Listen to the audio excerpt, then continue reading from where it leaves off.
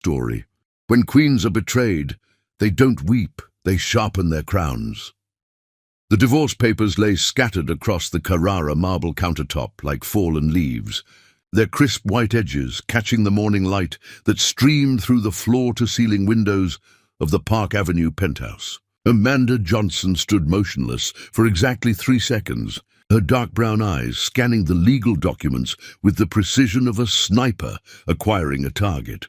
At 36, Amanda possessed the kind of commanding presence that had made grown men stutter during Goldman Sachs board meetings. Her rich mahogany skin seemed to glow against the stark white kitchen, and her natural hair was styled in an elegant updo that spoke of both sophistication and strength. The Harvard MBA hanging in her home office had opened doors, but her brilliant strategic mind had demolished walls entirely.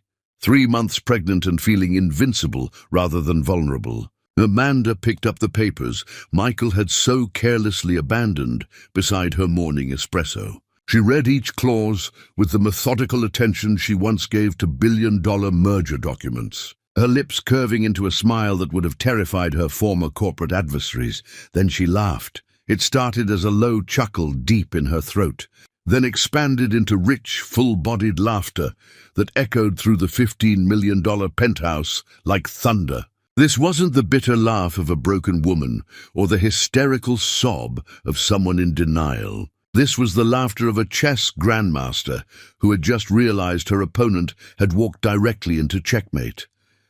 48 hours, she said to the empty kitchen, her voice carrying the authority that had once silenced hostile boardrooms. You actually think 48 hours is enough to erase a queen? The click of stiletto heels against marble announced an unwelcome intrusion.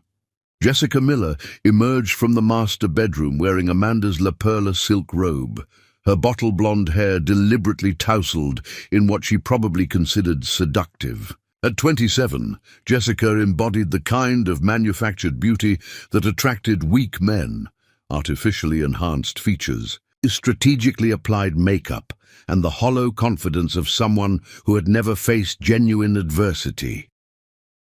"Good morning, Amanda," Jessica purred, clearly anticipating tears or rage. Her voice carried the saccharine sweetness of artificial sugar. "I hope there won't be any unpleasantness about this." Amanda turned with predatory grace, her movements fluid and controlled. The morning sickness that had plagued her for weeks seemed to have evaporated, replaced by crystal-clear focus that sharpened every sense. "Unpleasantness," she repeated, setting the papers down with deliberate precision. "Darling, you've just handed me the greatest gift of my professional career." Michael Davis appeared in the doorway, his face already showing the stress lines that success had failed to erase. At 40, he retained the soft features that had once attracted Amanda, but 7 years of marriage had revealed his true character, entitled, insecure, and ultimately forgettable. His tech company existed because of his father's connections and Amanda's strategic guidance, though he'd conveniently forgotten both facts.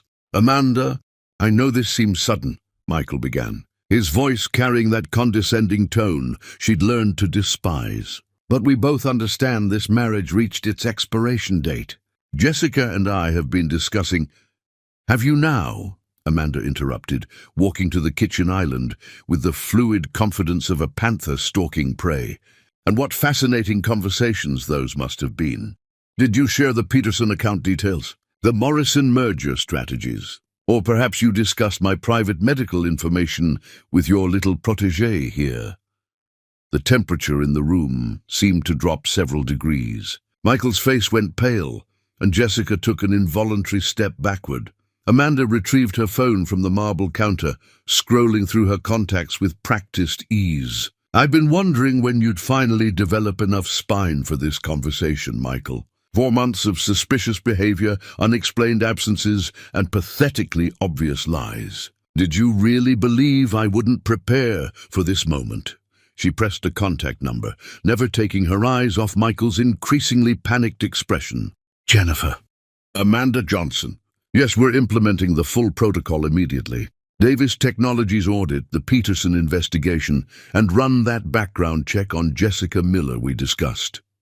She paused, watching Jessica's manufactured confidence crumble in real time. Perfect. I'll expect the preliminary findings within the hour. What are you doing? Michael's voice cracked slightly, the entitled bravado beginning to fracture. Amanda ended the call and smiled, the same smile that had once convinced Fortune 500 CEOs to liquidate entire divisions based on her recommendations. I'm doing what I've always done, Michael. I'm thinking 3 moves ahead while you're still trying to understand the rules of the game. She opened her laptop, fingers moving across the keyboard with surgical precision. The screen filled with documents, financial records, and email chains that made Michael step backward involuntarily. Years of meticulous documentation that painted a detailed picture of fraud, tax evasion, and systematic investor manipulation. You see, while you were planning your midlife crisis with Miss Miller here, I was preparing for every possible contingency. Amanda's tone remained conversational, professional. Jennifer Matthews is Manhattan's most feared divorce attorney. She's also my former Harvard roommate and the woman who secured that 9-figure settlement in the Morrison case last year. You remember that case, don't you? 3 executives facing federal charges, complete asset forfeiture, and permanent industry blacklisting. Jessica grabbed Michael's arm, her earlier smugness replaced by genuine terror. Michael, what is she talking about? She's talking about the systematic destruction of everything you think you've stolen, Amanda replied before Michael could speak.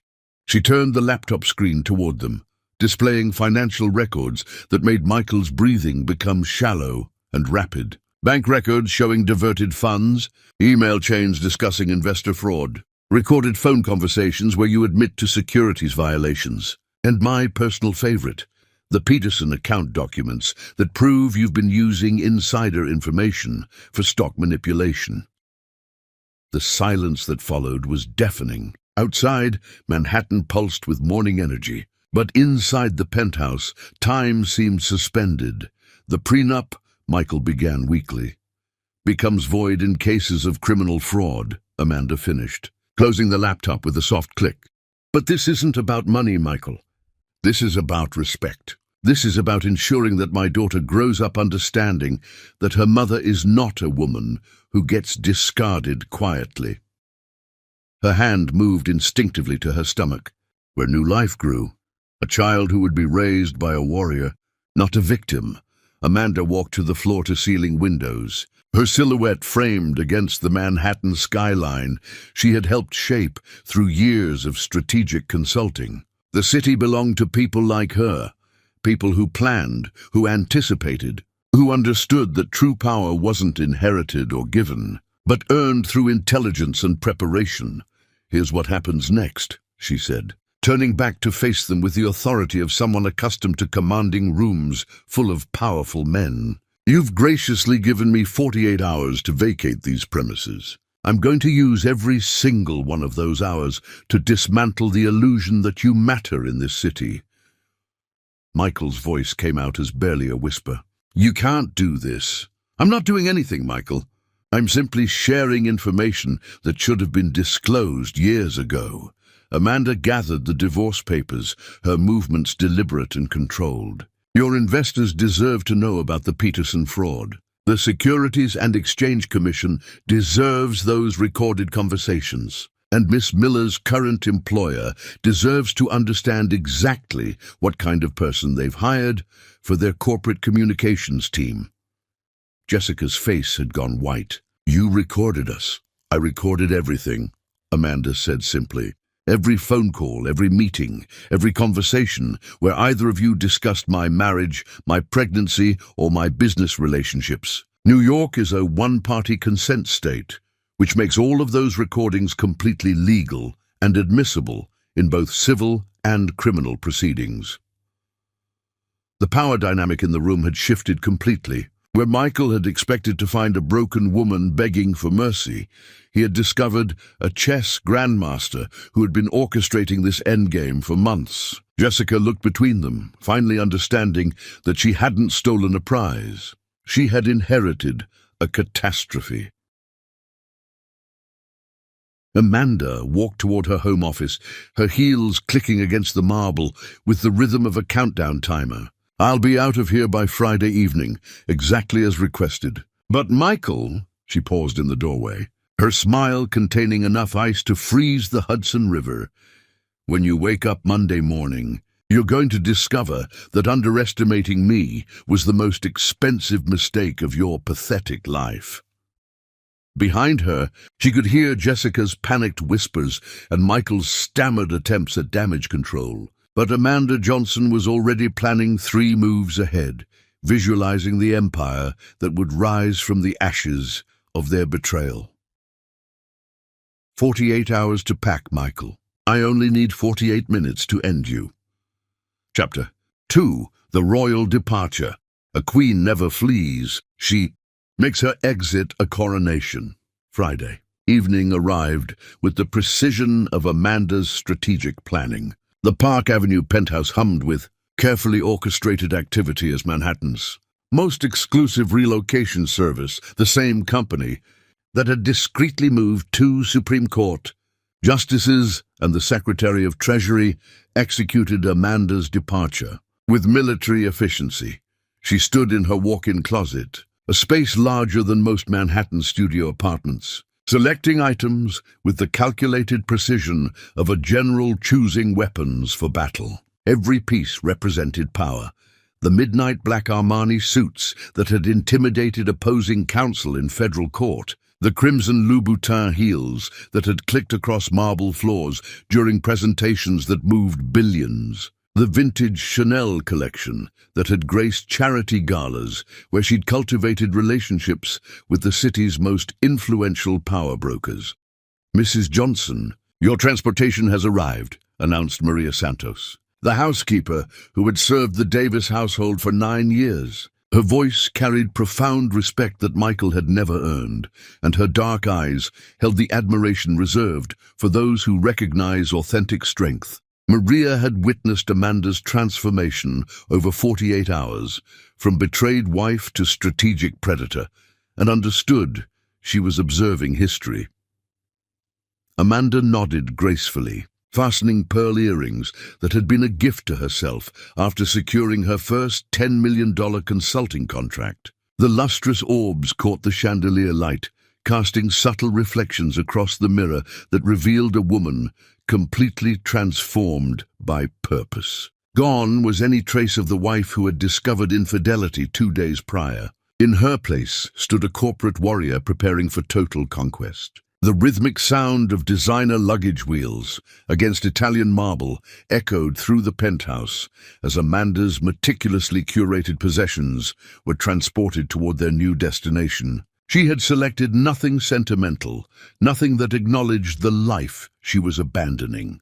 Instead, she had chosen symbols of the empire she was building: her collection of international business awards, her Harvard diplomas, her library of first-edition strategy texts, and most importantly, the extensive documentation files that contained the ammunition for Michael's destruction.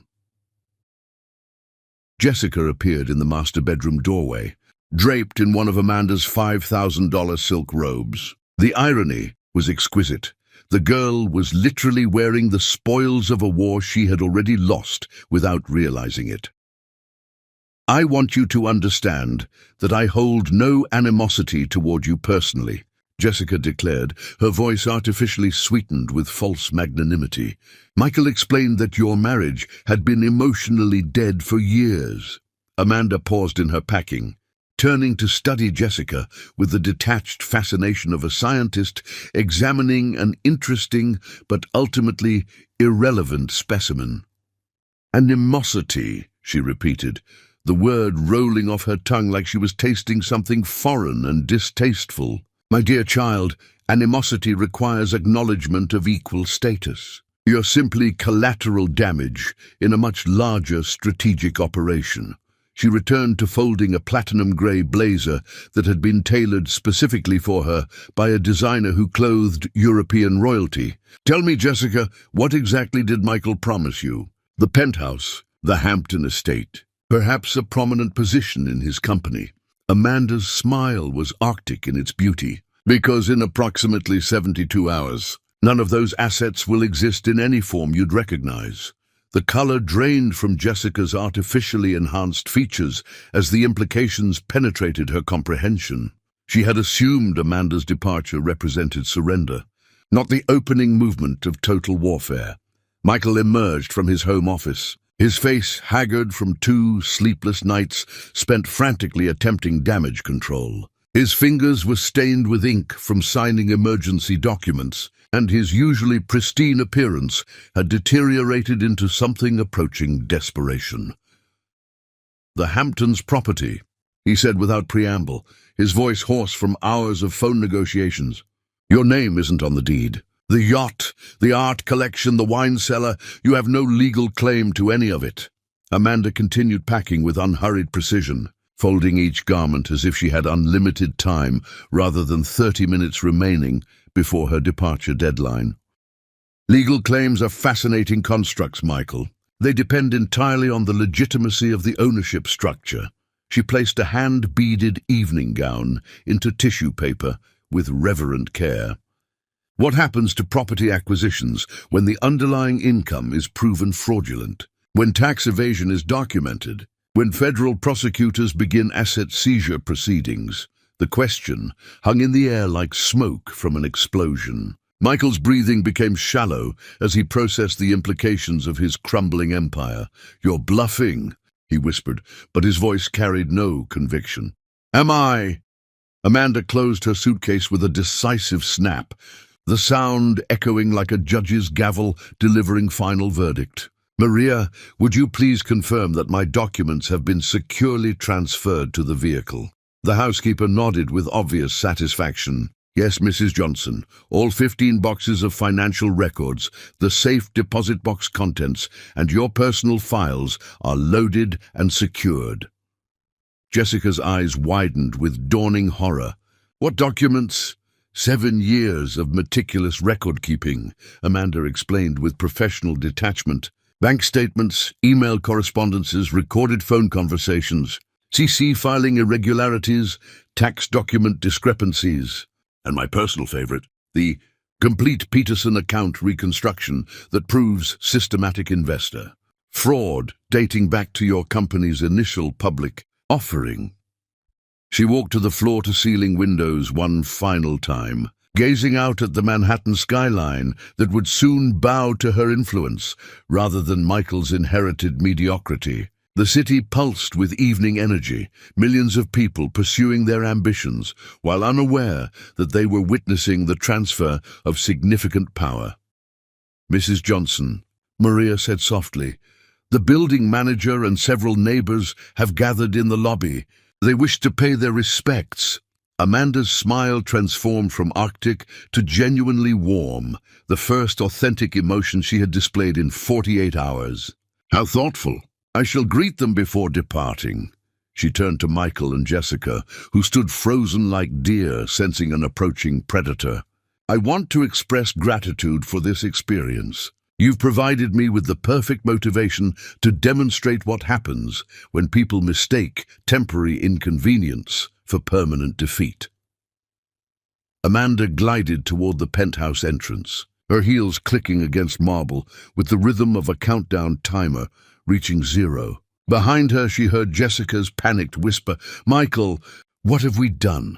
The elevator descended through 15 floors of Manhattan luxury, carrying Amanda toward the lobby where her future awaited. Through the mirrored walls, she observed her reflection, a woman transformed by betrayal into something far more dangerous than she had ever been as a wife. The lobby doors opened to reveal Mrs. Chen from the 12th floor, Mr. Rodriguez from the penthouse across the hall, and 3 other neighbors who had witnessed Amanda's grace under pressure over the years. They stood in respectful formation, their expressions conveying admiration rather than pity. Mrs. Johnson, Mrs. Chen said formally, "We wanted you to know that your dignity throughout this difficult situation has been an inspiration to all of us." Amanda inclined her head graciously, accepting their tribute with queenly composure. "Your support means more than you realize. Change can be intimidating, but it also creates opportunities for those brave enough to seize them." Mr. Rodriguez stepped forward, his voice carrying quiet intensity. "If there's anything you need, references, connections, business introductions, please don't hesitate to contact any of us." "Thank you," Amanda replied with genuine warmth. "I suspect our paths will cross again under more favorable circumstances." She walked through the building's marble lobby toward the street, where her black Bentley waited like a royal carriage.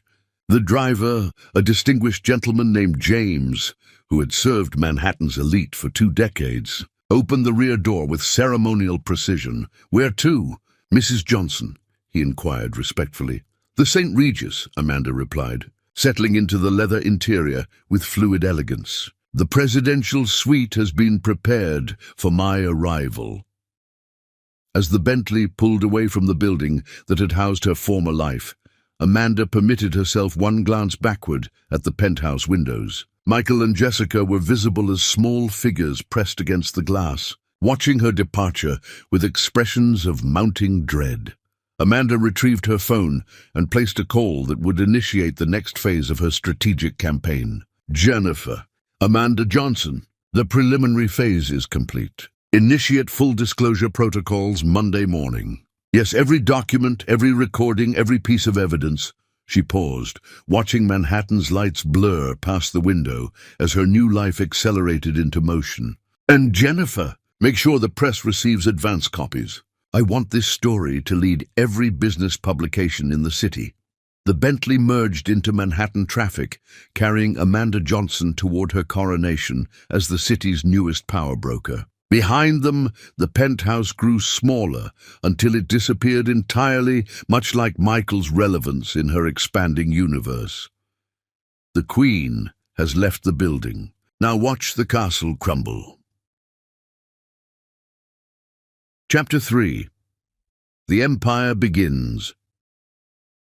Every revolution starts with a single phone call from someone who refuses to lose. 10 days after her departure from Park Avenue, Amanda Johnson sat in the corner office of a newly leased Midtown Manhattan suite, her growing belly barely visible beneath a tailored charcoal Armani blazer. The morning light streamed through floor-to-ceiling windows that offered a commanding view of the Chrysler Building, and the space hummed with the energy of empire building in its earliest, most dangerous phase. At nearly 4 months pregnant, Amanda had discovered that expectant motherhood sharpened rather than dulled her predatory instincts. The child growing within her seemed to fuel an almost supernatural level of strategic clarity, as if her unborn daughter was already contributing to the family business of total domination. Her phone rang with the distinctive chime reserved for priority contacts. "Johnson Strategic Consulting, Amanda speaking." "Amanda, it's Richard Thompson from Morrison Industries." The voice carried the exhausted relief of a man who had found salvation after months of corporate chaos. "I've been reviewing the strategic analysis you sent yesterday regarding our expansion into the European markets. It's absolutely brilliant, exactly the kind of innovative thinking we've been missing," Amanda smiled, making notes on the legal pad that already contained the names of 17 Fortune 500 companies she intended to acquire as clients within 60 days. "I'm pleased you found it valuable, Richard. When would you like to schedule our implementation meeting?" "As soon as possible. I'm terminating our contract with Davis Technologies immediately. Their recent strategic recommendations have been not just inadequate, but actively harmful to our quarterly projections." Thompson's voice carried the bitter tone of someone who had discovered they'd been paying premium rates for amateur advice. "Can you handle a complete corporate restructuring project worth approximately $50 million in implementation costs?" Amanda's pen stopped moving as she processed the magnitude of what she'd just accomplished. Morrison Industries had been Michael's largest client for 3 years, representing nearly 40% of his company's annual revenue. In a single phone call, she had just delivered a devastating blow to his financial foundation. "Richard, I would be honored to guide Morrison through this transition," she replied with professional composure that concealed her inner triumph. "I'll have my team prepare a comprehensive proposal by tomorrow morning." After ending the call, Amanda allowed herself exactly 30 seconds of pure satisfaction before placing the next strategic phone call. Her fingers moved across the screen with practiced efficiency, selecting another name from her carefully cultivated network of Manhattan's most powerful executives. Charles Morrison. "Amanda Johnson, I hope you received the market analysis I sent regarding your pharmaceutical division's expansion opportunities." She paused, listening to his enthusiastic response. "Excellent. I'm calling to inform you that I'm now accepting select clients for my new strategic consulting firm. Would you be interested in discussing an exclusive advisory relationship?" Within 15 minutes, Amanda had secured Morrison Pharmaceuticals as her second major client, representing another $30 million in annual consulting fees. More importantly, she had just claimed Michael's second-largest account, leaving his company hemorrhaging revenue at a rate that would force bankruptcy within 6 months. Her assistant, Rebecca Martinez, a Harvard MBA graduate Amanda had poached from Goldman Sachs, appeared in the doorway, carrying a thick folder of documents. "Mrs. Johnson, the background reports you requested have arrived. Also, Jennifer Matthews is holding on line 3. Thank you, Rebecca. Please schedule client meetings for Morrison Industries and Morrison Pharmaceuticals for tomorrow morning and afternoon, respectively. Then contact the Peterson Group and inform them that I'm prepared to discuss their infrastructure project." Amanda gestured toward the chair across from her desk. "And please sit down. I want your analysis of the Davis Technologies financial projections." Rebecca settled into the leather chair, opening the folder with the efficient movements of someone accustomed to handling sensitive corporate intelligence. "The numbers are devastating, Mrs. Johnson. With the Morrison accounts terminated, Davis Technologies has lost 67% of their annual revenue base. Their operating expenses exceed income by approximately $4 million monthly. Unless they secure major new contracts immediately, they'll face insolvency by spring." Amanda nodded with satisfaction. "What about their other client relationships? Surprisingly vulnerable. Most of their remaining contracts were secured through your strategic recommendations during your marriage. Without your expertise, they're delivering substandard results that have clients questioning their competence." Rebecca flipped through several pages of financial analysis. "The Peterson Group has already begun inquiries about alternative consulting options." "Perfect." Amanda pressed the button connecting her to Jennifer Matthews. "Jennifer, what delightful news do you have for me?" "Amanda, the SEC investigation is proceeding faster than anticipated. They've requested additional documentation regarding the Peterson account irregularities, and the FBI has begun preliminary inquiries into the tax evasion allegations." Jennifer's voice carried the satisfaction of a lawyer who had built an unassailable case. "Michael's legal team is scrambling to arrange plea negotiations, but frankly, the evidence is overwhelming." Amanda felt the child in her womb shift slightly, as if responding to the energy of victory. "What about the divorce proceedings?"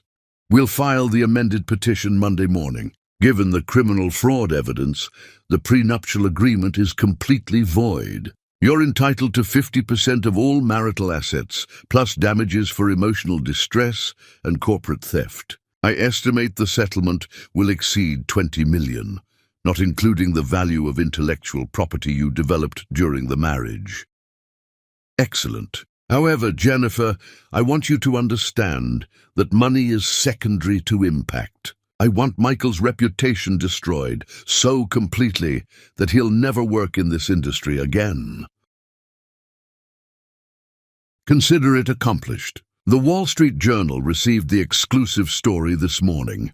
They're planning a front-page expose for Wednesday's edition titled "The Fall of Davis Technologies: How Corporate Fraud Destroyed a Marriage and an Empire."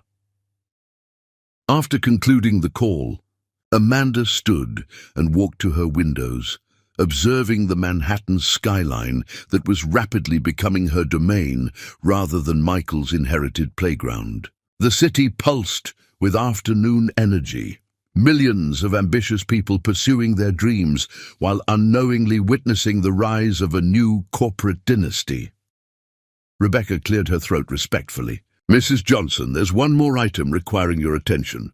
Jessica Miller contacted our office this morning, requesting a private meeting." Amanda turned from the window, her expression shifting from satisfaction to amused curiosity. How fascinating. What reason did she provide? She claims to have information that might be mutually beneficial regarding Michael's business practices. Apparently, she's reconsidering her romantic choices now that his financial situation has deteriorated. "Schedule the meeting for tomorrow at 4, Amanda decided after a moment's consideration. "I'm curious to observe how quickly loyalty evaporates when survival becomes questionable." Her phone buzzed with an incoming text message from an unknown number. The words made her smile with predatory satisfaction. "Amanda, this is Michael. We need to talk. Please call me immediately. Everything can be worked out if we discuss this reasonably." Amanda showed the message to Rebecca, who read it with obvious amusement. "Should I prepare a response?" "No response necessary," Amanda replied, deleting the message without a second thought. Desperation is never attractive, and I have no interest in negotiating with someone who has nothing left to offer. She returned to her desk, where a stack of contracts awaited her signature, agreements that would establish Johnson Strategic Consulting as Manhattan's premier corporate advisory firm within 90 days. Each signature represented another step toward total market domination and Michael's complete professional exile. The intercom chimed with Rebecca's voice. "Mrs. Johnson, the Peterson Group is on line 1. They're ready to discuss terminating their relationship with Davis." "Technologies," Amanda picked up the phone. With the confidence of someone who had already won a war her enemies didn't realize they were fighting. "Peterson Group, this is Amanda Johnson. I understand you're interested in discussing strategic alternatives for your infrastructure development project." As she began outlining the comprehensive consultation package that would represent another devastating blow to Michael's crumbling empire, Amanda felt her daughter respond to the energy of conquest with a gentle kick that seemed to say, "Well done, mother. Now show them what true power looks like." The afternoon sun cast golden light across her new domain, illuminating the contracts and client files that represented the foundation of an empire built not on inheritance or privilege, but on intelligence, strategy, and the absolute refusal to accept defeat. They said I couldn't build an empire while pregnant. Watch me build 2. Chapter 4. The Public Stage. The most dangerous woman in the room is the one who smiles while she destroys. You. The Metropolitan Museum of Art's Temple of Dender glowed with golden light as Manhattan's elite gathered for the annual Winter Charity Gala. The kind of exclusive event where billion-dollar deals were negotiated between champagne toasts and where social hierarchies were established with the precision of military campaigns. Amanda Johnson arrived precisely at 8:30, fashionably late enough to ensure maximum impact, but early enough to demonstrate she operated by her own schedule rather than social convention. At 4 months pregnant, Amanda had never looked more magnificent. Her custom Valentino gown, a masterpiece of midnight blue silk that cost more than most people's annual salaries, had been tailored to accommodate her changing figure while accentuating her natural elegance. The subtle curve of her belly was visible but not prominent, suggesting strength and fertility rather than vulnerability. Her jewelry was minimal but devastating. platinum and diamond earrings that caught the museum lighting like captured stars, and her wedding ring conspicuously absent from her left hand. Mrs. Johnson greeted Harrison Mills, the oil executive whose company Amanda had restructured the previous year, saving him approximately $200 million in projected losses. "You look absolutely radiant this evening." Amanda smiled with the genuine warmth she reserved for those who had proven their intelligence and loyalty. "Harrison, thank you. I trust the Venezuelan expansion is proceeding according to our projections." "Better than projected, actually. Your strategic modifications increased our efficiency by 37%. Mills gestured toward the crowded reception area, where Manhattan's power elite mingled beneath ancient Egyptian artifacts. "I've been sharing your success story with several colleagues tonight. 3 Fortune 500 CEOs have specifically requested introductions." "How thoughtful," Amanda replied, accepting a glass of sparkling water from a passing server. "I'm always interested in connecting with visionary leaders who understand the value of strategic innovation." The crowd seemed to part naturally as Amanda moved through the reception, conversations pausing momentarily as heads turned in her direction. The Wall Street Journal article published the previous week had transformed her from Michael, Davis's ex-wife, into Manhattan's most sought-after strategic consultant, and the business world was taking notice. Amanda called Victoria Sterling, the pharmaceutical heiress whose family foundation was hosting the evening's event. "I was hoping you'd attend tonight. There are several people I'm absolutely dying to introduce you to." As Victoria guided her toward a cluster of distinguished guests, Amanda became aware of a disturbance near the museum's main entrance. Michael Davis had arrived with Jessica Miller, both dressed as if attending a costume party themed around desperate social climbing. Michael wore a tuxedo that looked expensive but fit poorly, suggesting financial constraints had forced him toward rental rather than custom tailoring. Jessica's dress, a garishly sequined creation that belonged at a casino rather than the Metropolitan Museum, clung to her enhanced curves with the subtlety of advertising. "My God," whispered Victoria, following Amanda's gaze. "Is that actually Michael Davis? I heard his company was facing some difficulties, but he looks absolutely haggard." Amanda observed her former husband with clinical detachment. Michael's face showed the strain of 3 weeks spent watching his empire collapse in real time, dark circles beneath his eyes, premature aging around his mouth, and the nervous energy of someone perpetually on the verge of panic. Jessica clung to his arm with increasing desperation, clearly aware that she had tied her social aspirations to a sinking vessel. "Ladies and gentlemen," announced the evening's master of ceremonies, "please join us in the main hall for tonight's presentation and auction." The crowd moved collectively toward the museum's grand staircase, a migration of Manhattan's most powerful individuals seeking entertainment and tax-deductible charitable giving. Amanda found herself naturally positioned near the front of the procession, her presence commanding respect from people who controlled billions in assets and influenced global markets.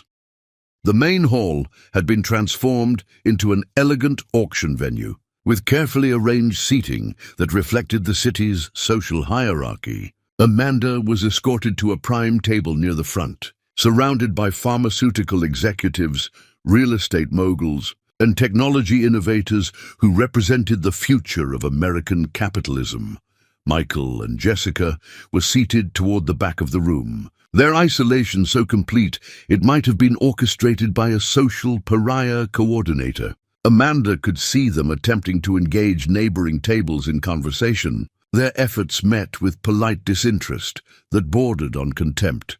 "Before we begin tonight's auction," announced Victoria Sterling from the podium, "I want to recognize someone who has become an inspiration to many of us in the business community. Amanda Johnson, whose strategic consulting firm has revolutionized corporate efficiency for numerous Fortune 500 companies, and who has demonstrated that personal adversity can become professional triumph. The applause began as scattered acknowledgement but quickly grew into sustained appreciation that echoed through the museum's marble halls. Amanda rose gracefully, acknowledging the recognition with the poise of someone accustomed to public acclaim. She had not expected this moment, but she embraced it with the natural confidence of a born leader.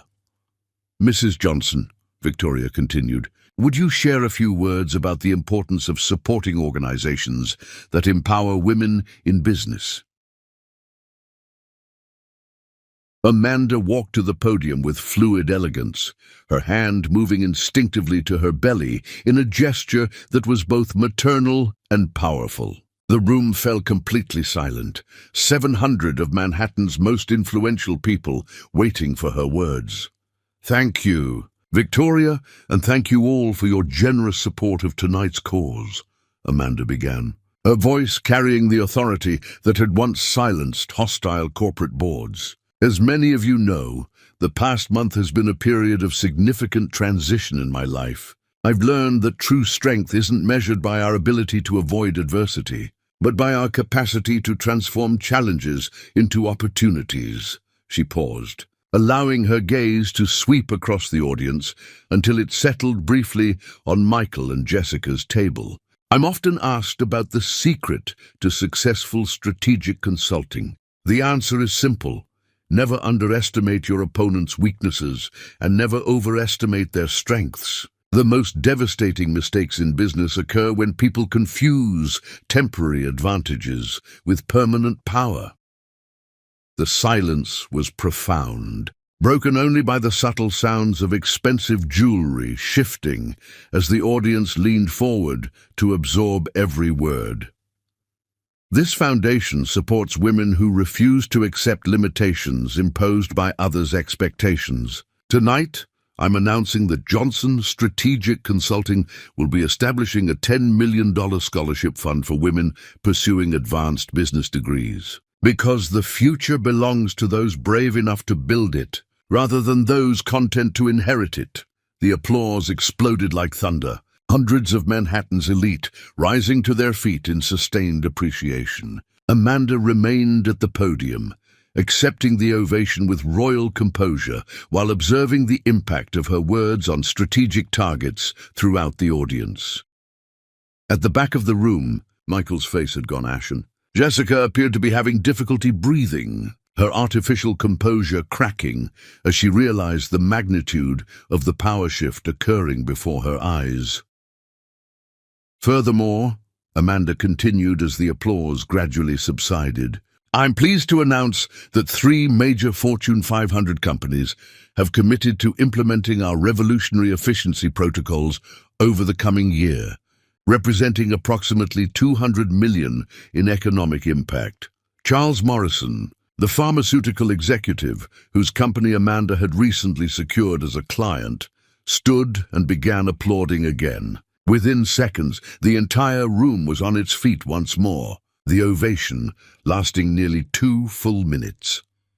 As Amanda returned to her seat, she was immediately surrounded by executives eager to discuss potential business relationships. Business cards appeared from every direction, along with invitations to private dinners, exclusive retreats, and high-level strategic planning sessions. "Amanda," said William Harrison, the technology billionaire whose AI company dominated global markets, "I've been following your work with Morrison Industries. Would you be available for a private consultation regarding our expansion into European markets?" "I'd be delighted to discuss it," Amanda replied, accepting his card with professional grace. "Have your people contact Rebecca Martinez tomorrow morning to schedule a preliminary meeting." Meanwhile, across the room, Michael and Jessica sat in increasing isolation as neighboring tables actively avoided interaction with them. The Wall Street Journal article had made Michael radioactive in Manhattan business circles, and Jessica's association with his fraud investigation had rendered her equally unwelcome. "We should leave," Jessica whispered urgently, her voice carrying panic that was audible to nearby tables. "This is humiliating." "We can't leave," Michael replied through gritted teeth. "That would make us look guilty."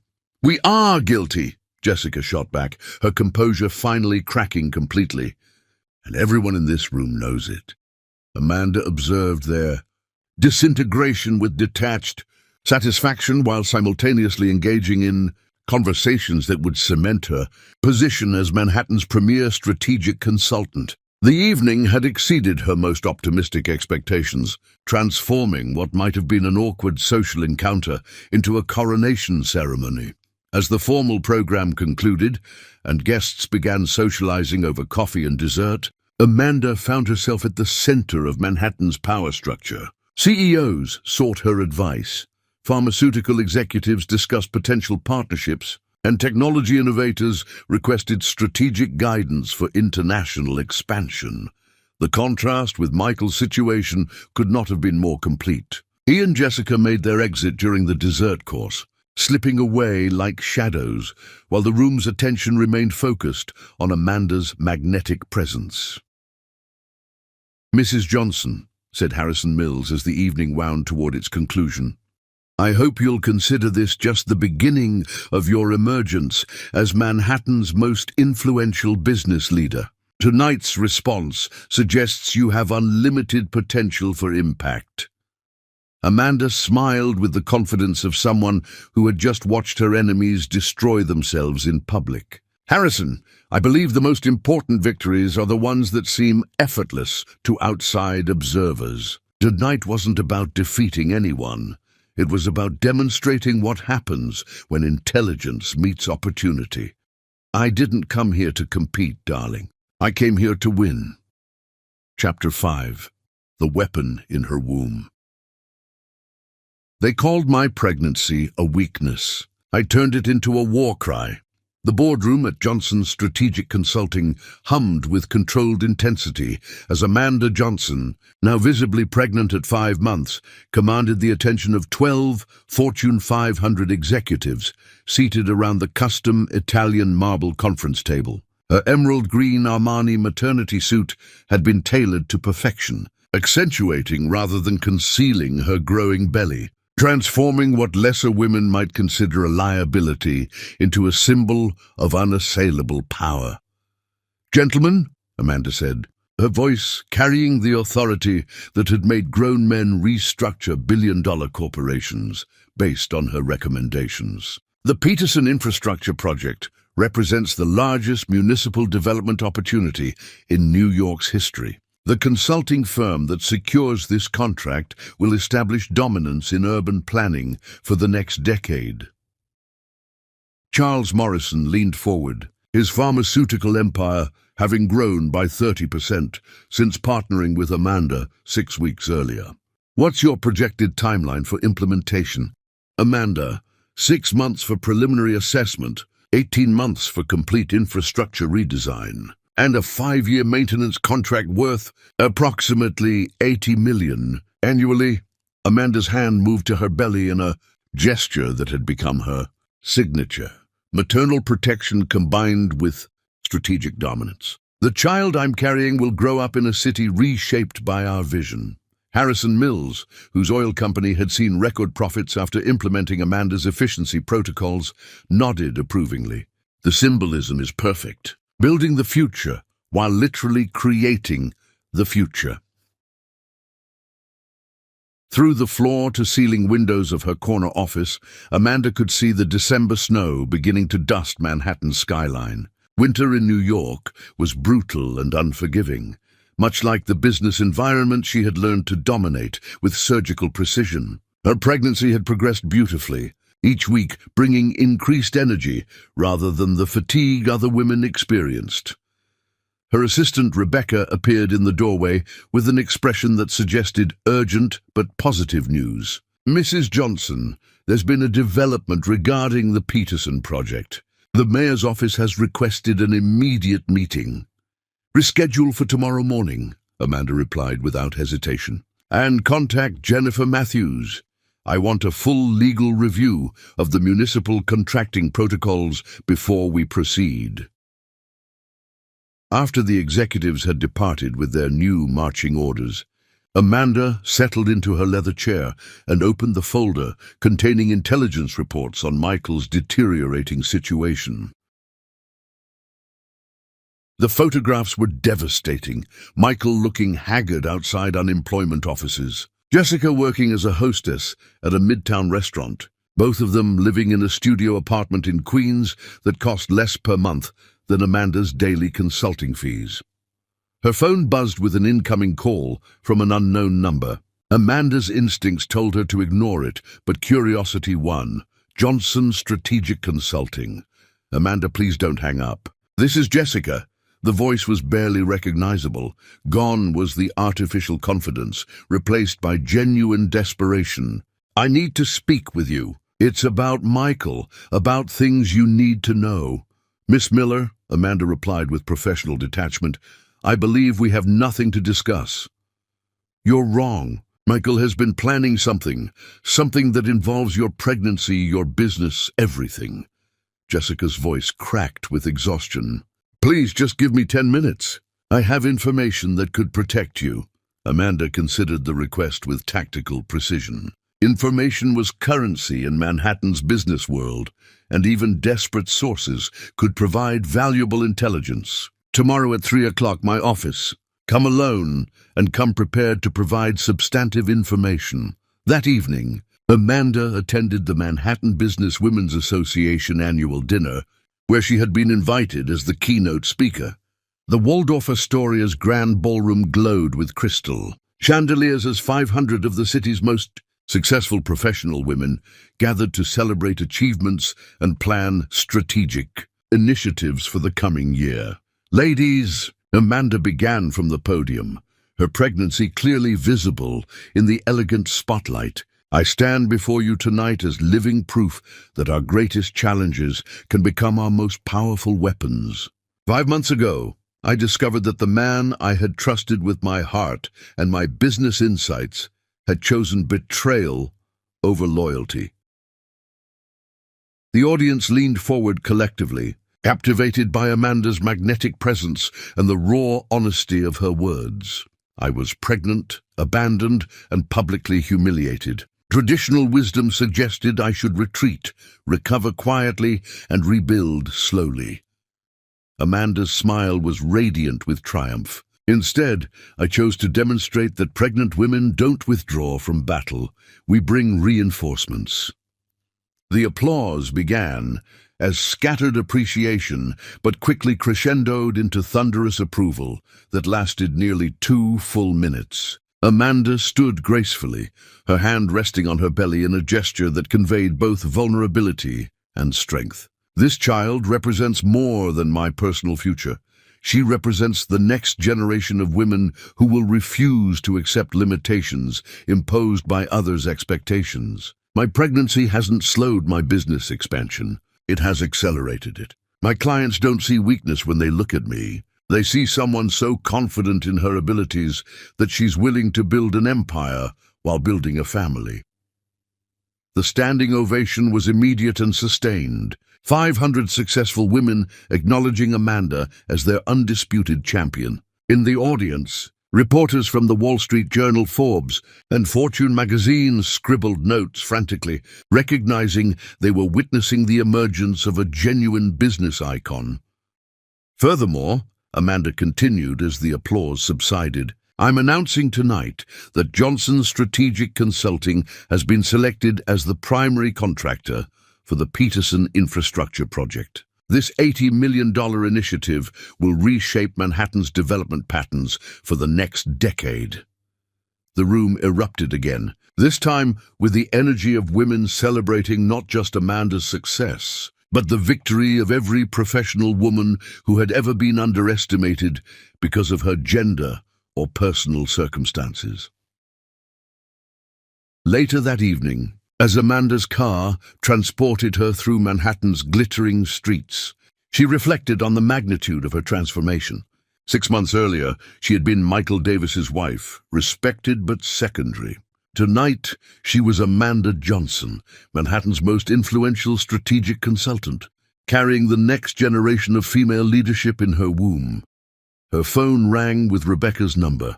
Mrs. Johnson, I apologize for calling so late, but there's been an incident. Michael Davis was arrested this evening outside the Waldorf Astoria. Apparently, he was attempting to gain access to the business dinner, claiming he needed to speak with you urgently about important matters regarding your pregnancy. Amanda felt a surge of protective energy, her maternal instincts combining with her strategic mind to create something far more dangerous than Michael could have anticipated. Was he alone? Yes, ma'am. Jessica Miller wasn't with him. The police report indicates he was intoxicated and making incoherent statements about legal rights and paternity issues.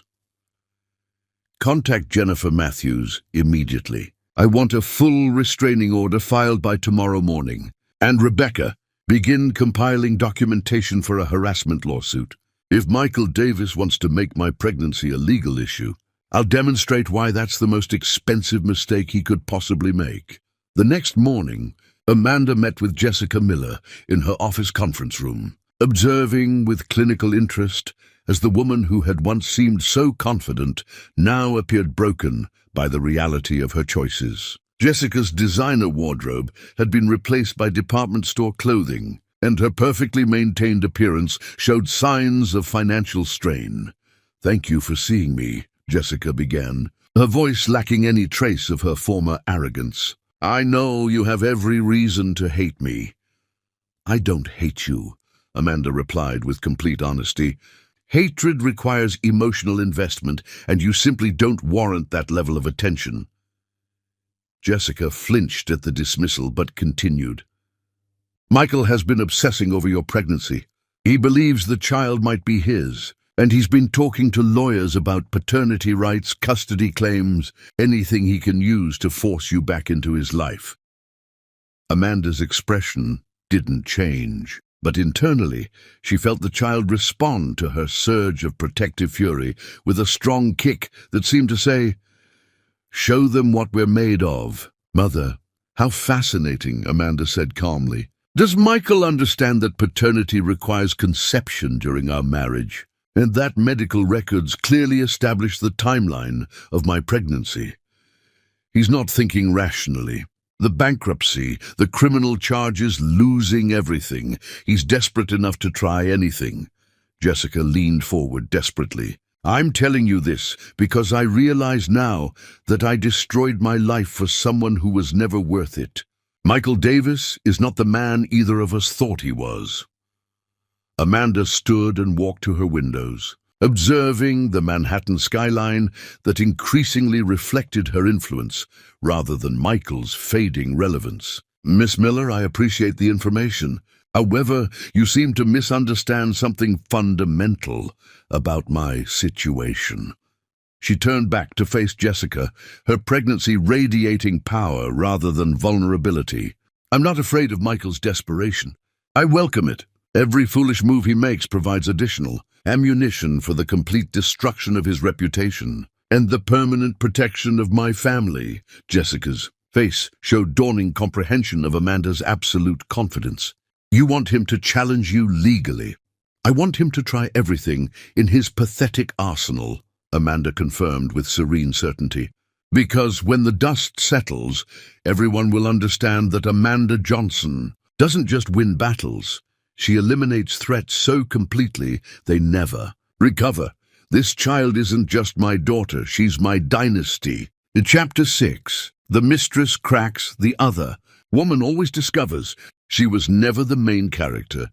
The studio apartment in Queens felt like a prison cell compared to the Park Avenue penthouse Jessica Miller had briefly called home. January wind rattled the single window while she sat on the threadbare couch, watching Amanda Johnson's interview on Bloomberg television with a mixture of fascination and growing horror. On the screen, Amanda radiated confidence and authority, her 6-month pregnancy adding regal gravitas to her already commanding presence. "The key to strategic consulting," Amanda was saying to the interviewer, "is understanding that every challenge contains the seeds of its own solution. When my personal life underwent dramatic changes last year, I chose to view disruption as opportunity rather than defeat. Jessica turned up the volume, desperate to understand how the woman she had so carelessly dismissed had transformed into Manhattan's most celebrated business leader, while her own life had disintegrated into poverty and regret. "Mrs. Johnson," the interviewer continued, "your firm has secured over $300 million in contracts since November. How do you balance such rapid expansion with preparing for motherhood?" Amanda's smile was luminous with triumph. "My daughter isn't separate from my business success. She's part of it. Every contract I negotiate, every strategic decision I make, is building the world she'll inherit. Pregnancy hasn't slowed my ambitions. It's given them deeper purpose." The camera captured Amanda's hand moving to her belly in the gesture that had become her trademark. Protective, powerful, and utterly confident. Jessica felt something break inside her chest as she recognized the gulf between Amanda's soaring trajectory and her own catastrophic fall. "Turn that off." Michael's voice cut through the apartment like a blade. He emerged from the bathroom, his appearance shocking even by recent standards. Unshaven, wearing the same clothes for 3 days, his eyes held the manic intensity of someone teetering on the edge of complete breakdown. "She's talking about the Peterson project again," Jessica said softly, not moving to change the channel. $80 million, Michael. "That could have been yours." "It was mine," Michael exploded, his voice cracking with hysteria. "That project, those clients, that entire network, I built all of it. She stole my life, my future, everything I worked for." Jessica watched him pace the cramped apartment like a caged animal, his movements erratic and increasingly violent. This was not the confident businessman who had seduced her away from her previous relationship. This was something broken, something dangerous. "Maybe you should stop watching her interviews," Jessica suggested carefully. "It's not healthy." "Don't tell me what's healthy." Michael spun toward her, his face twisted with rage that seemed directed as much at her as at Amanda. "You have no idea what I've lost because of her manipulation." Jessica flinched at his tone, suddenly aware that she was trapped in 800 square feet with someone whose sanity was rapidly deteriorating. "Michael, please calm down. Getting angry won't change anything." "Won't change anything," he laughed, a sound completely devoid of humor. "Jessica, I've been working on something that will change everything. Amanda thinks she's untouchable, but she's made one crucial mistake." "What are you talking about?" Michael walked to their tiny kitchen table, pulling out a manila folder filled with documents, photographs, and what appeared to be surveillance reports. "I've been documenting her business practices, her client meetings, her personal routines. There are inconsistencies in her corporate filings, potential conflicts of interest, violations that could bring down her entire empire." Jessica felt cold dread spreading through her stomach as she realized the extent of Michael's obsession. "You've been following her, taking pictures." "I've been gathering evidence," Michael corrected, his eyes gleaming with manic purpose. "Amanda Johnson isn't the business genius everyone thinks she is. She's a fraud, just like she always accused me of being. And when I expose her, when I destroy her reputation the way she destroyed mine, everything will go back to the way it was meant to be." "Michael, this is insane. You can't what? Can't fight back. Can't reclaim what's rightfully mine." He grabbed Jessica's shoulders with enough force to leave bruises. "That child she's carrying could be mine, Jessica. The timeline is suspicious, and if I can prove paternity, I can claim custody rights, force her into negotiations, make her understand that she can't simply erase me from existence." Jessica stared at him in horror, finally understanding the depth of his delusion. Michael wasn't just financially bankrupt, he was mentally unhinged, driven by obsession to construct fantasies that had no basis in reality. "The baby isn't yours," she said quietly. "We both know the conception timeline. You were with me when—" "Shut up!" Michael shoved her backward, sending her stumbling against the wall. "You don't know anything. You're just another mistake, another complication I have to manage while I fix this situation." The words hit Jessica like physical blows, stripping away the last vestiges of her self-deception. She had destroyed her career, her reputation, and her future for a man who viewed her as disposable, a temporary distraction, while he remained obsessed with the wife he had betrayed. On the television, Amanda's interview continued, the camera capturing her in the elegant conference room where she commanded respect from Fortune 500 executives. The contrast between Amanda's rising empire and Jessica's collapsing reality was so stark, it seemed impossible they existed in the same universe. "Ladies and gentlemen," Amanda was saying, "success in strategic consulting requires understanding human psychology as much as business fundamentals. People make decisions based on emotion first, then rationalize with logic afterward. The most effective consultants are those who can predict emotional responses and plan accordingly." Jessica realized with crushing clarity that Amanda had predicted everything. Michael's breakdown, her own regret, the inevitable self-destruction that would follow their betrayal. While they had been playing at romance, Amanda had been orchestrating their mutual destruction with surgical precision. Michael was still ranting about lawsuits and custody claims, his voice becoming increasingly shrill as his paranoid theories grew more elaborate. Jessica stopped listening, focusing instead on Amanda's composed presence on the screen. "My advice to young women entering the business world," Amanda continued, "is to never allow anyone to define your value or limit your potential. The moment you accept someone else's assessment of your worth, you begin to shrink rather than grow." The irony was devastating. Jessica had spent her entire adult life seeking validation from men like Michael, compromising her integrity for temporary security, accepting limitations others imposed rather than building her own foundation. Amanda had faced the same betrayal Jessica had helped orchestrate, yet had emerged stronger, wealthier, and more influential than ever. "I need to get out of here," Jessica said suddenly, interrupting Michael's increasingly incoherent monologue about business conspiracies and legal revenge. "What? Where are you going?" Michael's paranoia immediately shifted focus. "You can't leave now. I need you here while I execute this plan." "What plan, Michael?"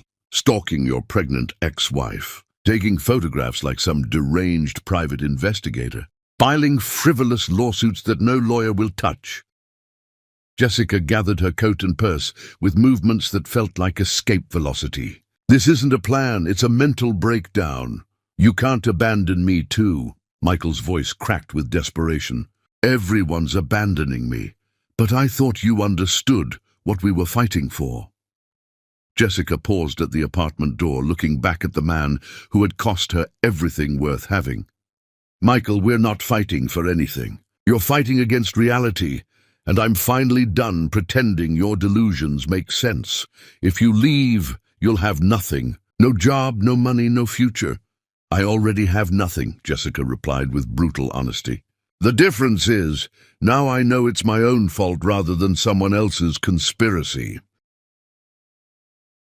She walked out into the January cold, leaving Michael screaming threats and promises into the empty apartment. On the street, she pulled out her phone and looked up the contact information for Johnson's Strategic Consulting, wondering if there was any possibility of redemption for someone who had made every wrong choice at every crucial moment. The Bloomberg interview was concluding as she walked past an electronics store display.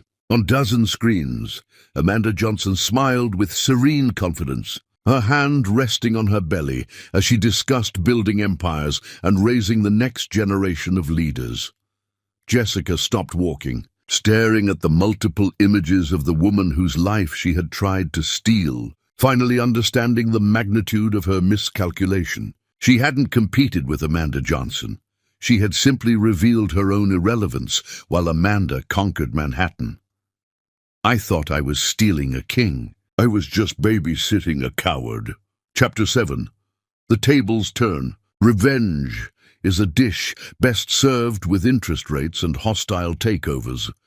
The February snow fell steadily outside the floor-to-ceiling windows of Johnson Strategic Consulting, blanketing Manhattan in pristine white that reflected the morning sun like scattered diamonds. Amanda Johnson sat behind her custom mahogany desk, now 7 months pregnant and radiating the kind of maternal authority that had made her the most sought-after strategic consultant in North America. Her burgundy silk maternity dress, tailored by the same designer who clothed European royalty, accentuated both her pregnancy and her power with breathtaking elegance. The intercom chimed with Rebecca's voice. "Mrs. Johnson, security is reporting an unauthorized visitor in the lobby. Michael Davis is demanding to speak with you, claiming it's urgent business regarding bankruptcy proceedings." Amanda's hand moved instinctively to her belly, where her daughter responded to the mention of her biological father's name with a strong kick that seemed to say, "Handle this, Mother." At 7 months, the pregnancy had reached the stage where Amanda's maternal instincts had merged seamlessly with her business acumen, creating something far more formidable than either force alone. "Have security escort him to conference room B," Amanda decided after a moment's consideration. "Full documentation protocol, cameras, audio recording, and witness present. I want every word of this conversation preserved for legal purposes." 20 minutes later, Amanda entered the conference room to find Michael Davis slumped in a chair like a defeated general awaiting terms of surrender. 3 months of complete professional and personal collapse had aged him a decade. His hair had gone prematurely grey. His face showed the sunken features of someone who had lost significant weight, and his clothes hung loosely on his diminished frame like expensive fabric draped over a scarecrow. "Michael," Amanda said, settling into the chair across from him with fluid grace despite her advanced pregnancy. "I understand you wish to discuss business matters." "Amanda, please." His voice cracked with exhaustion and desperation. "I know you hate me. I know I destroyed everything good between us, but I'm drowning. The federal investigation, the asset seizures, the complete destruction of everything I built. I need your help." Amanda studied him with the detached curiosity of a scientist observing a particularly interesting specimen. "Help? How fascinating! What exactly do you imagine I could do to assist someone in your circumstances? You have influence now, connections I could never match. Your consulting firm has relationships with every major corporation in Manhattan. One word from you, one recommendation, could give me a chance to rebuild." Michael leaned forward desperately. "I'm not asking for forgiveness, just for an opportunity to survive." "Survive," Amanda repeated, tasting the word like fine wine. "An interesting choice of terminology. Tell me, Michael, what exactly are you surviving?" "The FBI investigation is nearly complete. They're preparing federal indictments for securities fraud, tax evasion, and investor manipulation. My lawyer says I'm looking at 7 to 10 years in federal prison unless I can demonstrate cooperation and restitution." Michael's voice dropped to a whisper. "Everything is gone, Amanda. The company, the assets, the reputation, there's nothing left." Amanda's expression remained serene as she processed the magnitude of Michael's destruction. Her strategic campaign had succeeded beyond even her most optimistic projections, systematically dismantling his empire while building her own into something unprecedented in Manhattan's business history. "And Jessica?" Amanda inquired with polite interest. "How is Miss Miller managing these challenging circumstances?" "Jessica left me 3 weeks ago. She said she couldn't watch me destroy myself with obsession and paranoia." Michael's laugh was bitter and broken. She was probably right.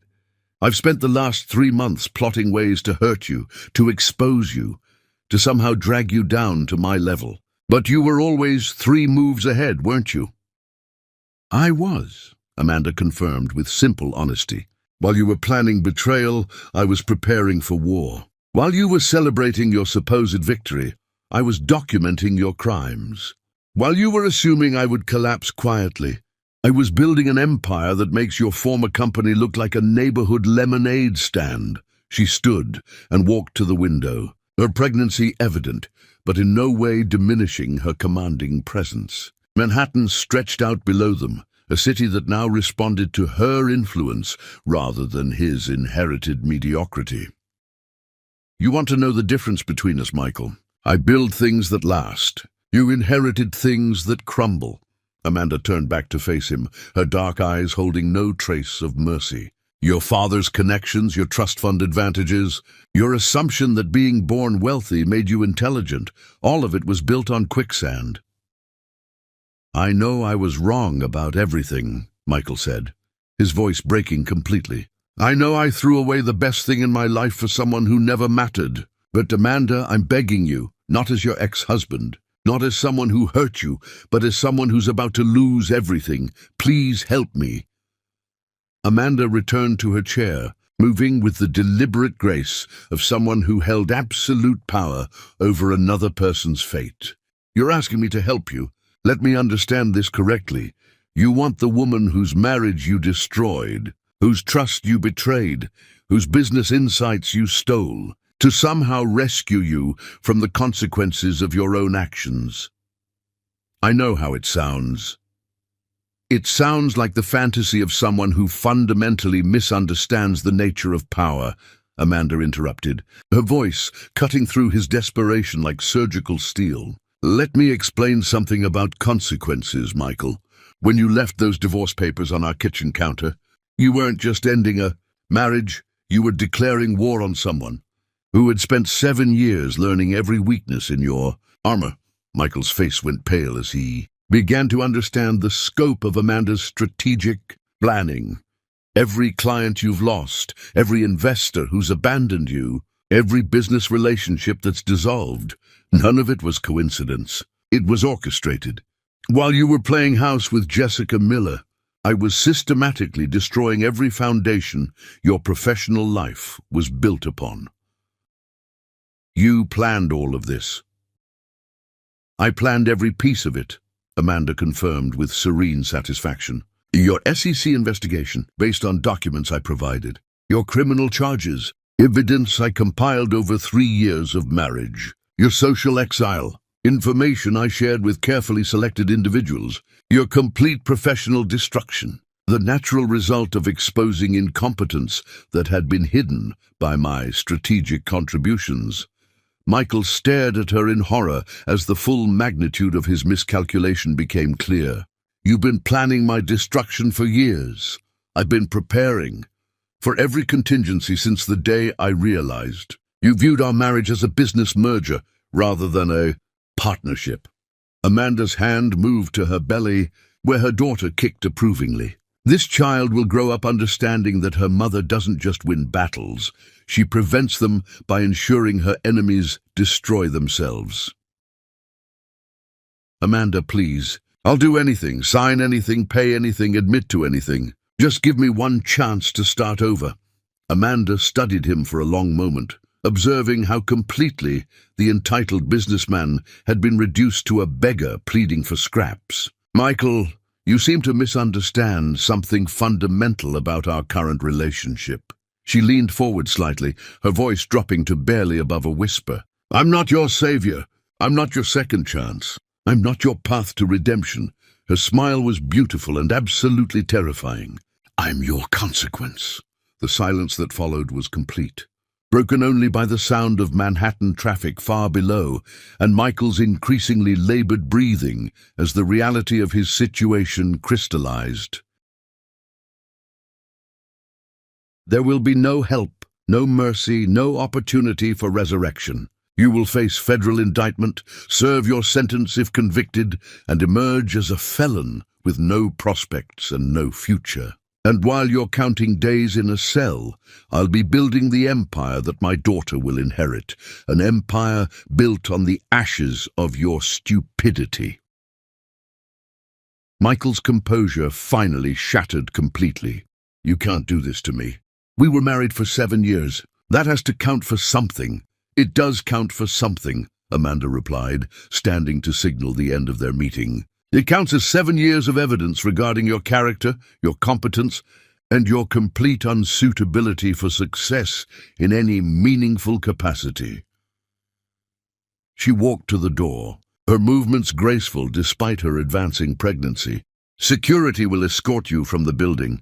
If you attempt to contact me again, my legal team will add harassment charges to your already impressive collection of federal indictments. Amanda, wait. The baby, my rights as the father. Amanda paused in the doorway, her expression shifting to something that made Michael shrink back in his chair. Michael, you have exactly 0 rights regarding my daughter. Genetically, legally, and morally, you are irrelevant to her existence. She will grow up knowing that her father was someone worthy of respect, not someone who confused inherited privilege with earned power. The conference room door closed behind her with finality, leaving Michael alone with the complete wreckage of his former life. Through the windows, Manhattan glittered with opportunity and possibility, none of which would ever again be available to him. Amanda returned to her office, where Rebecca was waiting with contracts representing another $100 million in strategic consulting agreements. The business world had responded to her pregnancy, not with discrimination, but with increased respect for someone powerful enough to build empires while building families. I'm not your savior, Michael. I'm your reckoning. Chapter 8. The Birth of Power. Queens give birth to kingdoms. The private maternity suite at Mount Sinai, hospital's exclusive executive wing, resembled a luxury hotel more than a medical facility. With Italian marble floors, crystal chandeliers, and floor-to-ceiling windows offering panoramic views of Manhattan's skyline, Amanda Johnson, now in her final weeks of pregnancy and preparing for the culmination of both her pregnancy and her complete domination of New York's business elite, conducted her morning board meetings from the hospital's state-of-the-art conference room while her obstetrician monitored her condition with military precision. The Henderson Industries acquisition is proceeding ahead of schedule, Rebecca Martinez reported, her iPad displaying financial projections that would have been fantasy just 8 months earlier. They've agreed to our terms completely. $75 million for strategic restructuring, with Johnson Strategic maintaining operational control for the next 5 years. Amanda nodded approvingly, her hand resting on her belly where her daughter had grown strong and active, seemingly energized by her mother's expanding empire. At 39 weeks, the pregnancy had reached the stage where Amanda's maternal power had become legendary throughout Manhattan's business community. Executives spoke in hushed tones about the woman who could negotiate hostile takeovers between contractions and close multi-million-dollar deals while preparing for motherhood. What's our current valuation? Amanda asked, adjusting her position in the leather chair that had been specifically designed for pregnant executives by European craftsmen who understood that power, never took maternity leave. Johnson Strategic Consulting is now valued at $400 million. Rebecca replied with barely contained excitement. You've achieved unprecedented growth faster than any consulting firm in corporate history. The Wall Street Journal wants to do a cover story about your rise to become Manhattan's youngest, self-made female business leader. Amanda smiled with serene satisfaction, watching through the windows as Manhattan pulsed with morning energy. The city that had once belonged to men like Michael Davis now responded to her influence with the deference traditionally reserved for royalty. Her transformation from abandoned wife to business empress had become the subject of Harvard Business School case studies and Forbes cover stories.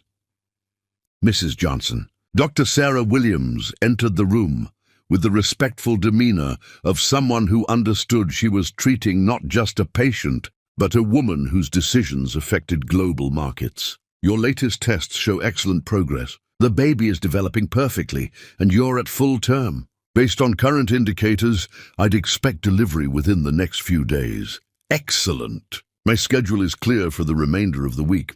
I must say, in 20 years of practicing obstetrics, I've never seen a pregnancy where the mother's success seemed to enhance rather than complicate the gestational process. Dr. Williams consulted her chart with professional admiration.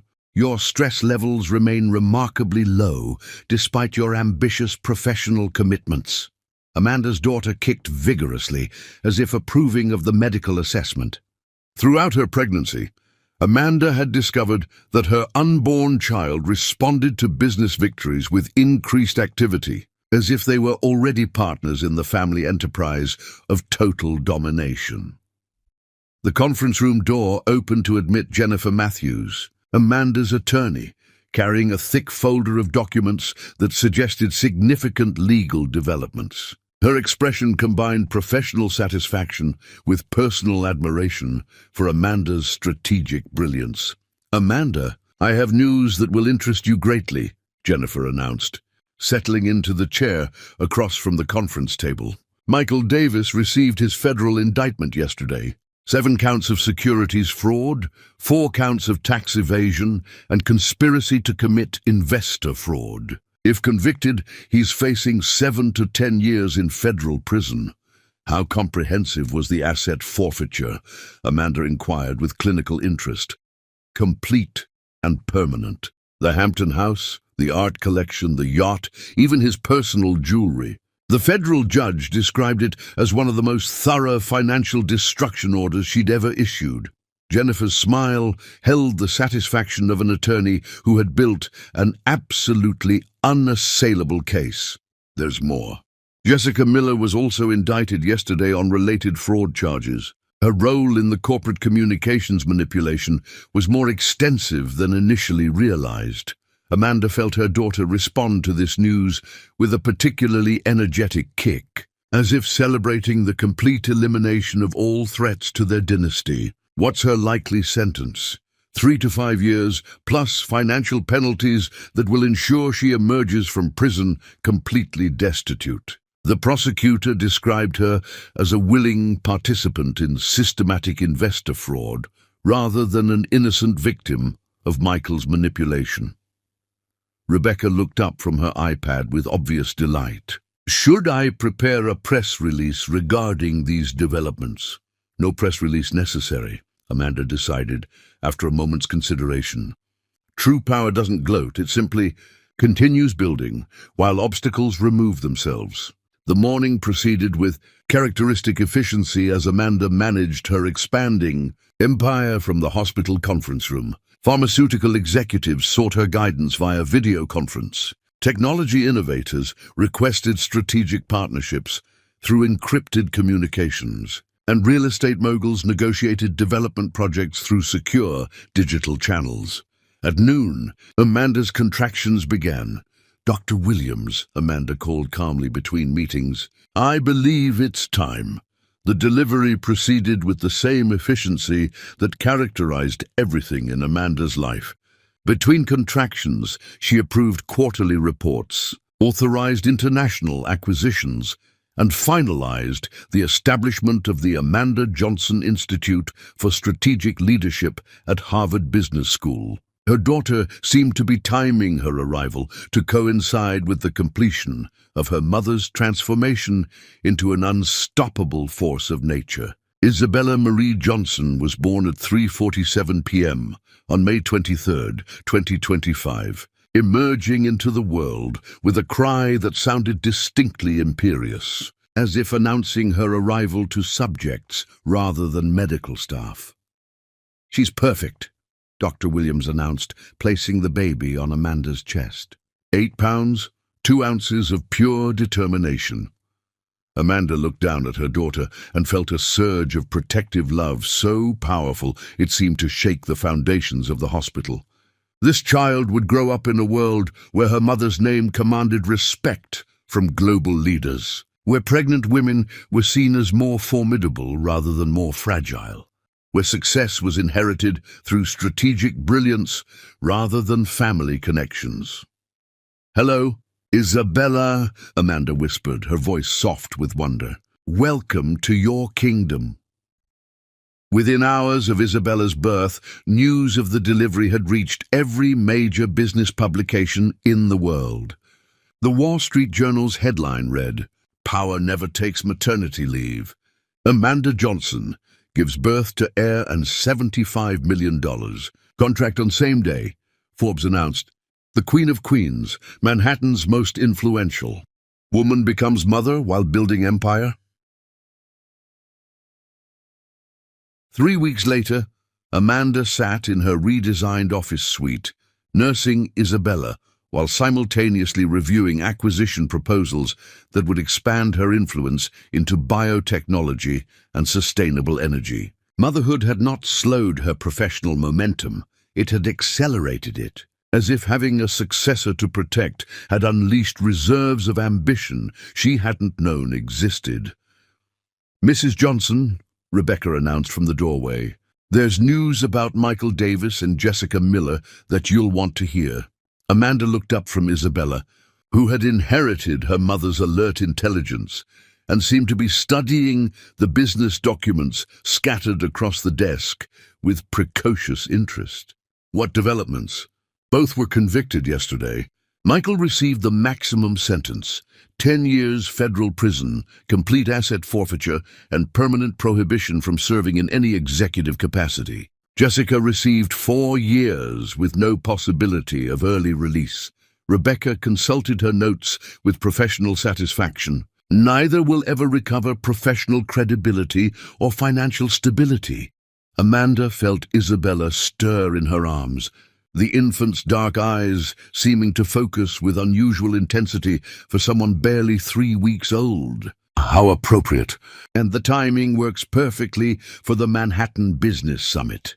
"The summit." Rebecca's eyes lit up with understanding. "Will you be attending?" "I'll be delivering the keynote address. It's being billed as the most significant gathering of global business leaders in a decade." Amanda looked down at Isabella, whose tiny hand had grabbed onto her mother's finger with surprising strength. "This will be Isabella's first public appearance at a major business event. I want her to understand from the earliest possible age what happens when people mistake temporary advantages for permanent power. I didn't just give birth to my daughter. I gave birth to your downfall." Chapter 9. The Reckoning. Approaches, the hunter becomes the hunted. When queens reclaim their thrones, the Manhattan Business Summit. Preparation had transformed Amanda's penthouse office into a strategic command center, rivaling any military operation. Charts displaying global market data lined the walls, while secure communication systems connected her to business networks spanning 6 continents. Amanda Johnson, now 2 months postpartum and more formidable than ever, nursed Isabella Marie Johnson while simultaneously coordinating what financial journalists were already calling the most anticipated business address in a decade. The Tokyo merger confirmation just arrived. Rebecca Martinez reported from her position beside Amanda's executive chair, coordinating the international expansion that had made Johnson Strategic Consulting the most sought-after firm in 3 countries. Honda Industries has agreed to our complete restructuring package, $125 million over 3 years. Amanda shifted Isabella to her shoulder, the 2-month-old infant seeming to absorb the energy of international deal-making with remarkable composure. Motherhood had not diminished Amanda's legendary focus, it had refined it, channeling her strategic brilliance through the fierce protectiveness that had made her untouchable in Manhattan's business circles. "Excellent. Contact the London office. I want the European expansion." Protocols finalized before the summit. Amanda's voice carried the calm authority of someone who had discovered that building empires and raising future leaders were not competing demands, but complementary expressions of feminine power. Dr. Sarah Williams had cleared Amanda for full professional activity at 8 weeks postpartum, noting that her recovery had been medically unprecedented and attributing her remarkable resilience to what she termed purpose-driven maternal energy. Isabella had thrived from birth, as if inheriting her mother's supernatural capacity for success, along with her dark eyes and determined temperament. "Mrs. Johnson," Rebecca continued, consulting her tablet with the efficiency of someone managing a global enterprise, "the summit venue has been confirmed. 3,000 business leaders from 42 countries will be attending. Your keynote address is scheduled as the closing presentation. They want you to have the final word on the future of strategic consulting." Amanda smiled, feeling Isabella's tiny hand grasp her finger with the same determination that had characterized every Johnson family business victory. Perfect. In the media coverage, unprecedented. Wall Street Journal, Forbes, Fortune, Bloomberg, Financial Times, and Economist will all have exclusive access. CNN is planning live coverage, and CNBC wants to broadcast the entire speech internationally. Rebecca's voice carried barely contained excitement. They're calling it the coronation of a queen. The irony was not lost on Amanda. 9 months earlier, she had been dismissed with 48 hours' notice by a man who had mistaken inherited privilege for earned power. Today, she commanded global attention while nursing the daughter who would inherit an empire built on intelligence, strategy, and the absolute refusal to accept defeat. "Isabella seems particularly alert today," Amanda observed, looking down at her daughter, whose dark eyes appeared to be studying the market projections displayed across multiple screens. "I think she's ready for her debut on the world stage." The summit was scheduled for August 15th at the Jacob K. Javits Convention Center, where Amanda would address an audience that included every Fortune 500 CEO, every major pharmaceutical executive, and every technology innovator who mattered in the interconnected world of global capitalism. Her speech, titled "Building Empires: How Personal Crisis Becomes Professional Triumph," would chronicle her rise from abandoned wife to international business icon. "I want the presentation to demonstrate something that's never been shown before," Amanda instructed, bouncing Isabella gently as the baby gurgled contentedly. "A woman can simultaneously build the future and create the future. Isabella represents the next generation of leaders who will refuse to accept limitations imposed by others' expectations." Rebecca nodded, making notes on her tablet. "Should I arrange for the special podium modification?" "Yes, I want Isabella visible throughout the address. The world needs to understand that maternal power and professional dominance are not contradictory forces, they're multiplicative ones." The weeks leading up to the summit had seen Amanda's influence expand across continents. Her biotechnology investments were revolutionizing medical research. Her sustainable energy initiatives were reshaping international environmental policy. And her strategic consulting protocols had become the global standard for corporate efficiency. Forbes had estimated her net worth at $500 million, making her one of the youngest self-made female billionaires in American history. Meanwhile, Michael Davis and Jessica Miller remained imprisoned in federal facilities, their convictions serving as cautionary tales about the consequences of underestimating strategic brilliance. Michael's 10-year sentence had been upheld on appeal, ensuring he would remain incarcerated until Isabella was old enough to understand why her mother had needed to eliminate threats to their family's security. "Mrs. Johnson," Rebecca announced, "I've received confirmation that the summit will be broadcast live in 43 languages. Your address will reach an estimated global audience of 50 million business professionals." Amanda felt Isabella respond to the energy of impending victory with excited movement, her tiny arms reaching toward the market displays as if already prepared to command the financial universe. 50 million witnesses to the demonstration of what authentic power looks like. The speech Amanda had crafted would serve multiple purposes, establishing her as the definitive voice of modern capitalism, introducing Isabella as the heir to a business dynasty, and providing a masterclass in strategic thinking that would influence corporate culture for decades. But more importantly, it would represent the complete transformation of a woman who had refused to accept dismissal quietly. "I want you to understand something. Isabella," Amanda whispered to her daughter as evening light cast golden rays across their Manhattan domain. "Your mother didn't just survive betrayal, she transformed it into triumph. You're being born into a world where women like us don't just participate in power structures, we create them." Isabella cooed softly, her dark eyes seeming to sparkle with inherited ambition and the genetic predisposition for strategic dominance that would define the next generation of business leadership. The countdown to Amanda's triumph had begun. In 72 hours, she would stand before the world's most powerful executives, holding the daughter who represented the future, delivering the address that would cement her legacy as the woman who had redefined success itself.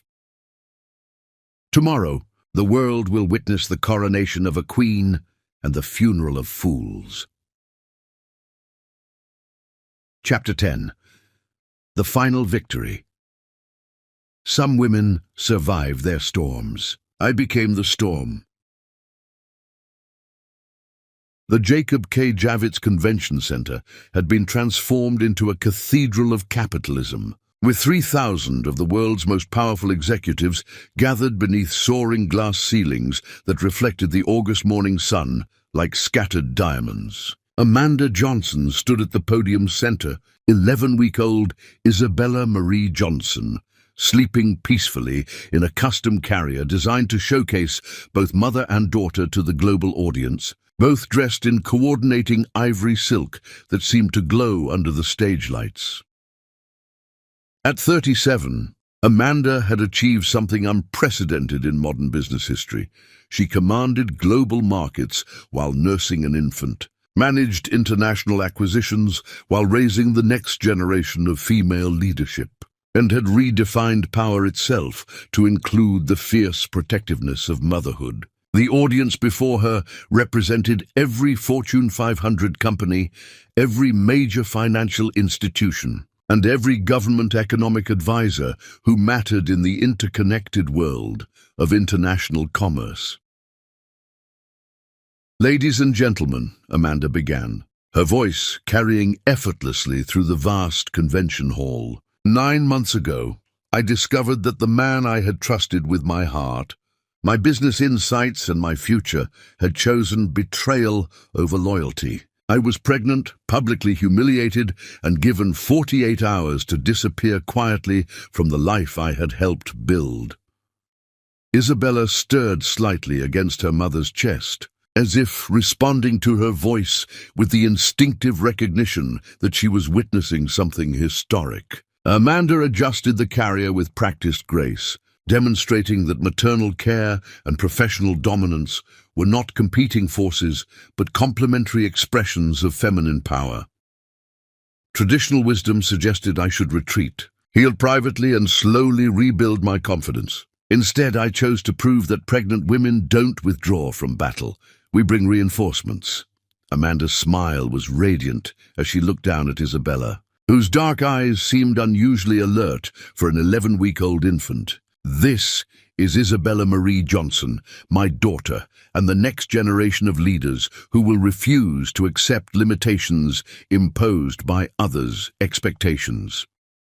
The applause was immediate and thunderous.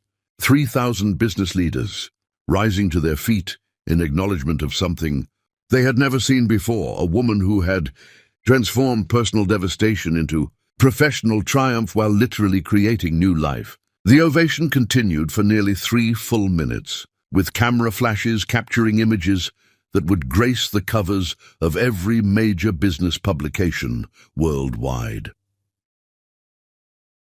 Amanda walked across the stage with fluid confidence, Isabella secure in her carrier, while Amanda gestured toward presentation screens, displaying her company's meteoric growth. Johnson Strategic Consulting has secured over $500 million in international contracts this year, We've revolutionized corporate efficiency protocols on 3 continents, established the largest female leadership institute in academic history, and proven that pregnancy enhances rather than limits professional capacity. The audience leaned forward collectively, captivated by Amanda's magnetic presence and the revolutionary message she embodied. CEOs who controlled trillion-dollar markets were taking notes like business school students, recognizing they were witnessing the emergence of a new paradigm in corporate leadership.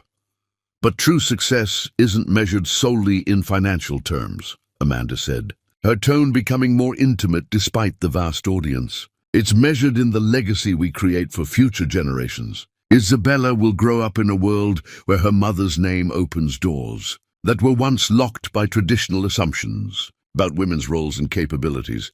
Through the convention center's massive windows, the Manhattan skyline stretched toward the horizon, a city that now responded to Amanda's influence rather than the inherited mediocrity of men like Michael Davis, who sat in a federal prison cell, watching this triumph on a television monitor while finally understanding the magnitude of his miscalculation.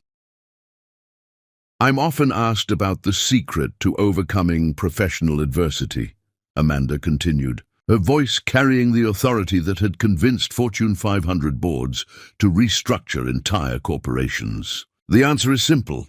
Never confuse temporary setbacks with permanent defeats. The most devastating mistakes in business occur when people underestimate their opponent's capacity for strategic thinking.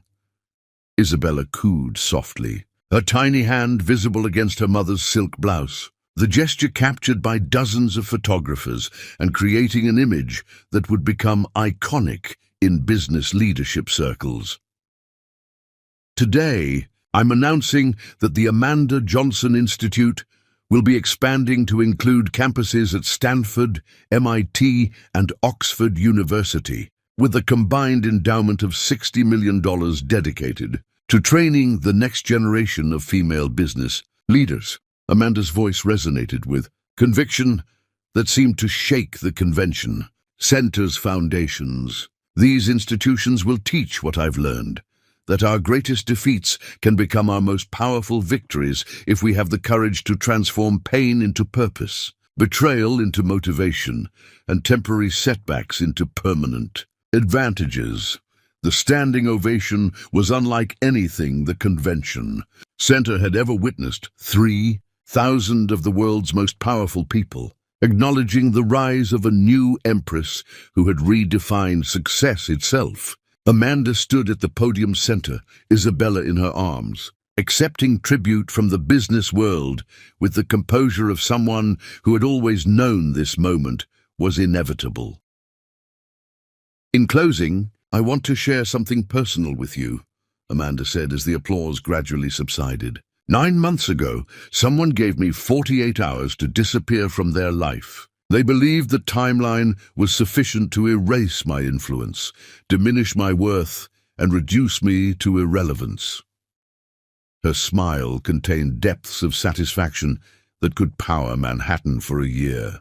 I used those 48 hours not to disappear, but to begin building something unforgettable.